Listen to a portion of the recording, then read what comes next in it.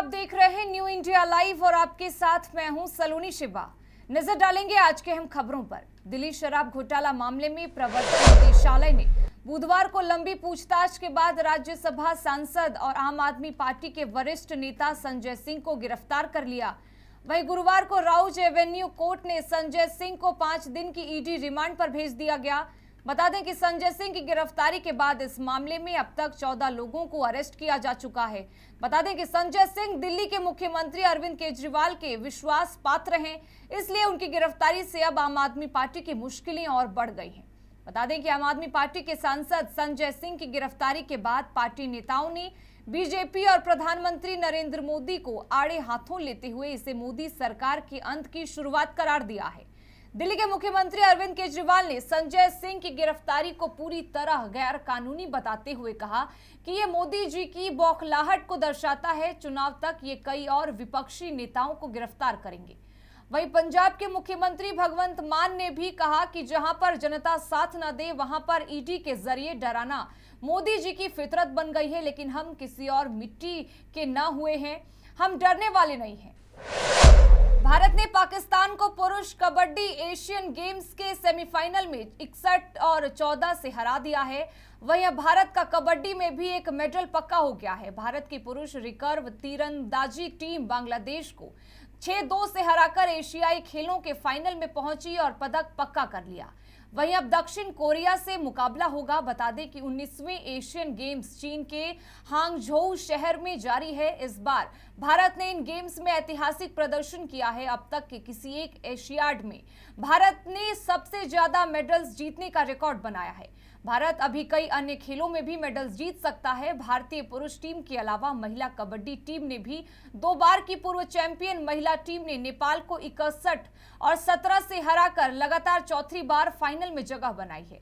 वहीं इसके अलावा जकार्ता 2018 खेलों में कांस्य पदक जीतने वाली भारतीय पुरुष टीम तकनीकी तौर पर पाकिस्तान से कहीं बेहतर थी।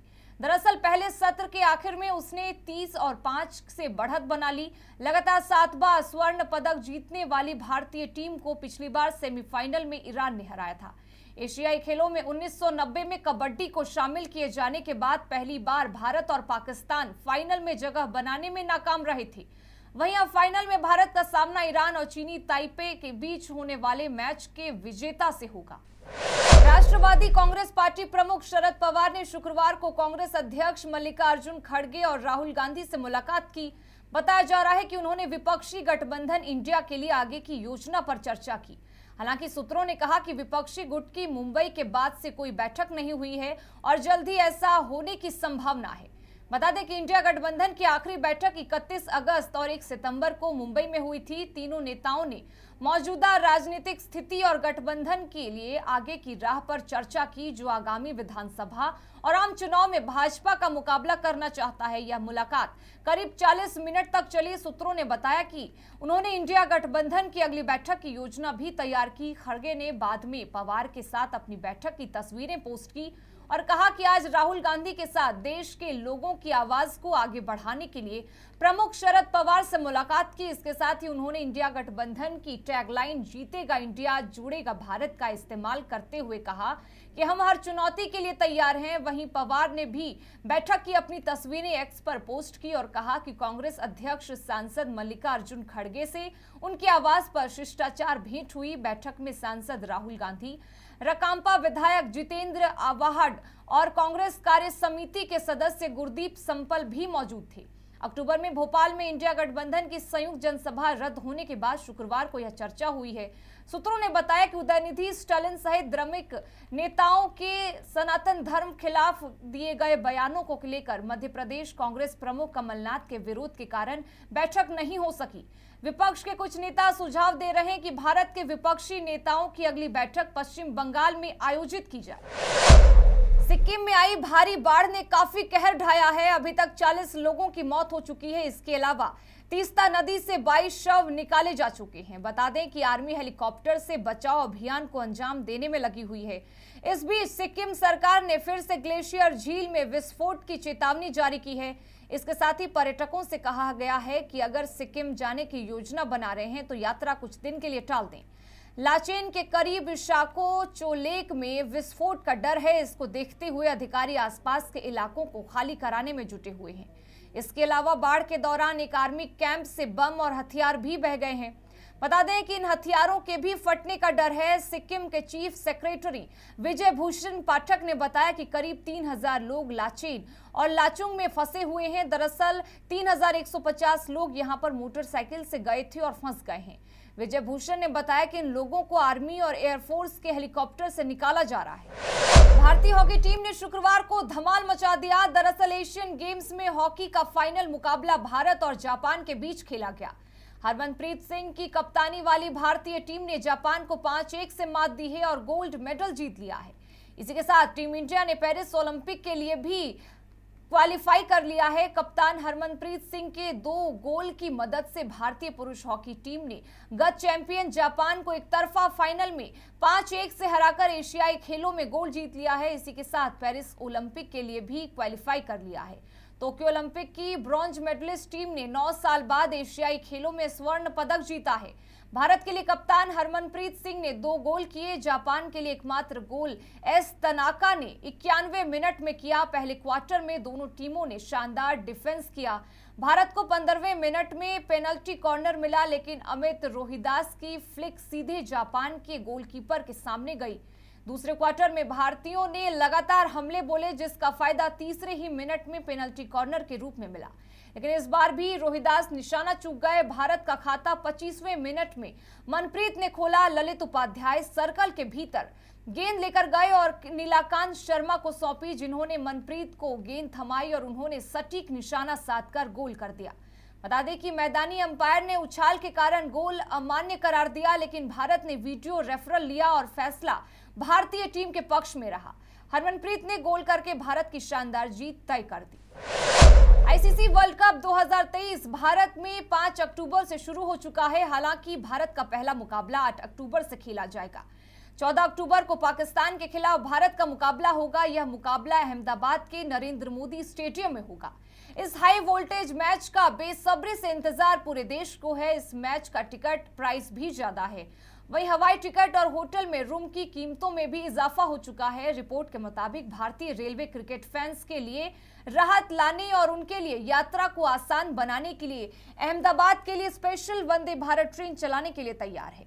इससे यात्रियों को महंगे हवाई टिकट से भी राहत मिलेगी। यह स्पेशल ट्रेन मध्य प्रदेश, राजस्थान और महाराष्ट्र से चलेंगी और साबरमती और अहमदाबाद में रुकेंगी, जो नरेंद्र मोदी स्टेडियम के करीब है। सीनियर अधिकारी ने बताया कि ट्रेन खेल शुरू होने से कुछ ही घंटे पहले शहर में पहुंचेगी। ऐसा महंगे आवास और महंगे होटल रूम से निपटने के लिए ऐसा किया गया है। रेलवे के अधिकारी ने बताया कि शेड्यूलिंग इस तरह से की गई है कि ट्रेन मैच शुरू होने से कुछ घंटे पहले अहमदाबाद पहुंच जाएगी, ताकि यात्री प्रतियोगिता खत्म होने के बाद आसानी से अपने घर लौट सके। बता दें कि आईसीसी वर्ल्ड कप 2023 की वजह से देश के कई शहरों में होटल और हवाई टिकट का किराया काफी बढ़ चुका है।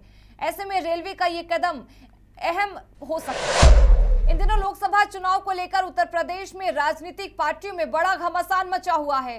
हाल ही में अनुशासनहीनता के आरोप में बसपा सुप्रीमो मायावती ने उत्तर प्रदेश में बड़े मुस्लिम नेताओं के तौर पर जाने वाले इमरान मसूद को पार्टी से निकाल दिया। फिलहाल जिसके बाद इमरान मसूद के दोबारा कांग्रेस में जाने को लेकर कयास लगाए जा रहे थे, वहीं अब इमरान मसूद ने साफ कर दिया है कि वह 7 अक्टूबर के दिन घर वापसी कर रहे हैं। दरअसल इमरान मसूद उत्तर प्रदेश की सियासत में काफी माने जाने वाले नेताओं की लिस्ट में शुमार हैं। इसके साथ ही पश्चिमी यूपी में उनकी काफी अच्छी पकड़ है। वहीं लंबे समय तक कांग्रेस में रहने के बाद बीते 1 से 1.5 साल के बीच वह 2 पार्टियां बदल चुके हैं। इस बीच वह बहुजन समाज पार्टी में शामिल हुए तो उन्होंने राहुल गांधी और प्रियंका गांधी की तारीफ कर दी और बसपा को इंडिया गठबंधन में शामिल होने की बात कह दी थी, जिस पर नाराज होकर बसपा प्रमुख मायावती ने उन्हें पार्टी से बाहर कर दिया था। फिलहाल अब एक बार फिर से इमरान मसूद कांग्रेस ज्वाइन कर रहे हैं, लेकिन लोकसभा चुनाव से पहले उत्तर प्रदेश में इसे कांग्रेस के लिए काफी अहम माना जा रहा है। वहीं कांग्रेस ज्वाइन करने से पहले इमरान मसूद ने समाचार एजेंसी से बात करते हुए कहा कि मौजूदा हालात में कांग्रेस नेता राहुल गांधी ने भारत जोड़ो यात्रा की, उसके बाद परिवर्तन का युग शुरू हुआ है। राजस्थान की राजधानी जयपुर में बीजेपी के राष्ट्रीय अध्यक्ष जेपी नड्डा के खिलाफ परिवाद दर्ज किया गया है। जयपुर के वकील जसवंत गुज्जर ने यह परिवाद दर्ज कराया है। जसवंत गुज्जर ने राहुल गांधी को लेकर की गई रावण वाली पोस्ट पर आपत्ति जताई है। यह पोस्ट बीजेपी के ट्विटर हैंडल से की गई थी।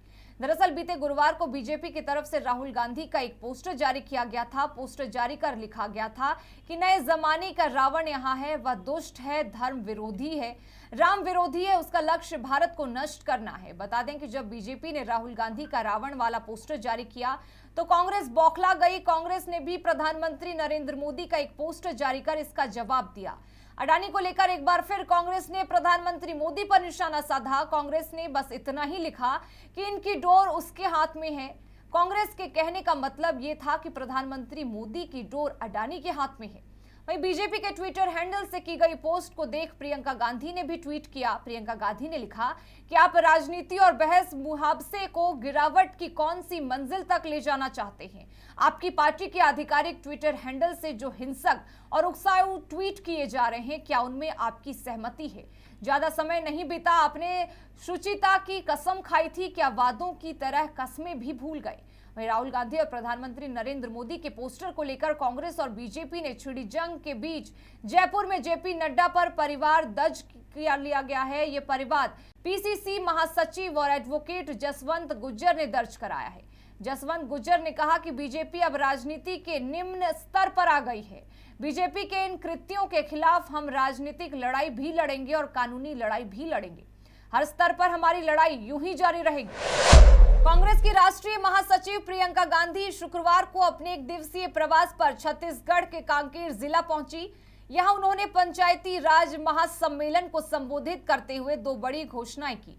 प्रियंका गांधी ने कहा कि अगर छत्तीसगढ़ में दोबारा कांग्रेस की सरकार बनती है तो यहां के 10 लाख गरीब परिवारों को पक्का मकान दिए जाएंगे। साथ ही बिहार राज्य की तरह ही छत्तीसगढ़ में भी जातिगत जनगणना होगी, जिससे कि एसटी, एससी, ओबीसी वर्ग के लोगों को जनगणना के आधार पर लाभ मिल सकेगा। प्रियंका गांधी ने कहा कि वर्तमान में कांग्रेस सरकार बहुत अच्छा काम कर रही है और अपने विभिन्न योजनाओं से लाखों लोगों को रोजगार उपलब्ध करा रही है। खासकर ग्रामीण क्षेत्रों की महिलाएं आत्मनिर्भर हुई हैं। यही नहीं, किसान और गरीब वर्ग के लोगों का आर्थिक विकास कांग्रेस सरकार ने किया है। प्रियंका गांधी ने कहा कि आने वाले चुनाव में भी दोबारा छत्तीसगढ़ में कांग्रेस की सरकार बनने जा रही है और सरकार बनते ही दोनों घोषणाओं को पूरा किया जाएगा। इसके अलावा प्रियंका गांधी ने हाल ही में जगदलपुर प्रवास पर पहुंचे प्रधानमंत्री नरेंद्र मोदी के द्वारा लालबाग से किए गए भाषण को लेकर भी तंज कसते हुए कहा कि नरेंद्र मोदी बस्तर वासियों से लोग लुभावने वादे करके और खोखले गारंटी देकर चले गए। कांग्रेस राष्ट्रीय महासचिव प्रियंका गांधी कांकेर जिला पहुंच शहर के गोविंदपुर मैदान में सरकार के विभिन्न योजनाओं के तहत लगाए गए अलग अलग स्टॉलों का अवलोकन किया और यहां की ग्रामीण महिलाओं से भी मुलाकात की। साथ ही ग्रामीण महिलाओं के द्वारा वनोपज से बनाए जा रही प्रोडक्ट को भी जमकर तारीफ की। उसके बाद पंचायती राज महासम्मेलन मंच से 886 करोड़ रुपए की लागत से 518 विकास कार्यों का भूमि पूजन और शिलान्यास किया। इसके बाद विशाल आम सभा को संबोधित किया। प्रियंका गांधी ने कहा कि भाजपा के शासनकाल में बस्तर में हिंसा का राज था, निर्दोष आदिवासियों को नक्सली बताकर जेल में ठूंसा जाता था। इसके अलावा प्रियंका गांधी दूसरी बड़ी चुनावी घोषणा करते हुए कहा कि छत्तीसगढ़ में 10 लाख गरीब परिवारों को आवास दिए जाएंगे। कांग्रेस सरकार ग्रामीण व्यवस्था को मजबूत करने के लिए लगातार काम कर रही है और इसी के तहत 10 लाख ग्रामीण और शहरी क्षेत्र के गरीब परिवारों को पक्के मकान दिए जाएंगे। हरियाणा के गुरुग्राम में एक अनोखे फ्रॉड का मामला सामने आया है। टिकट बुकिंग के नाम पर एयरलाइंस कंपनी के ही कर्मचारी ने एयर इंडिया को करोड़ों का चूना लगा दिया है। कर्मचारी ने ग्राहकों की टिकट तो बुक कर दी, लेकिन इसके पेमेंट को एयर इंडिया के बैंक खाते में ट्रांसफर करने के बजाय अपने अकाउंट में ट्रांसफर करता रहा। इसका खुलासा तब हुआ जब एयर इंडिया की ओर से अपने खाते की जांच कराई गई। जांच के दौरान करोड़ों रुपए की धोखाधड़ी मिलने पर एयर इंडिया की तरफ से साइबर थाना पुलिस को शिकायत देकर केस दर्ज कराया गया। पुलिस ने केस दर्ज करने के बाद एयर इंडिया के call centre IGT solutions company में काम करने वाले रोशन मिश्रा उर्फ राधे मोहन उर्फ राजा को गिरफ्तार कर लिया। आरोपी मूल रूप से बिहार का रहने वाला है। आरोपी ने अपने शातिर दिमाग का इस्तेमाल कर एयर इंडिया को करोड़ों का चूना लगाया। दरअसल एयर इंडिया ने एयरलाइंस में सफर करने वाले ग्राहकों के लिए कॉल सेंटर स्थापित किया हुआ है। एयर इंडिया की तरफ से आईजीटी सॉल्यूशंस कंपनी को टिकट बुकिंग, कस्टमर सर्विस और रिफंड की अथॉरिटी दी हुई है। इसी कॉल सेंटर में रोशन मिश्रा भी कार्य करता है। ACP cyber crime Vipin Ahlawat के मुताबिक तो रोशन ने कंपनी का यूजर आईडी और पासवर्ड का एयर टिकट बुक करने वाले एजेंट के साथ मिलकर दुरुपयोग किया और कई टिकट बुक कर ली।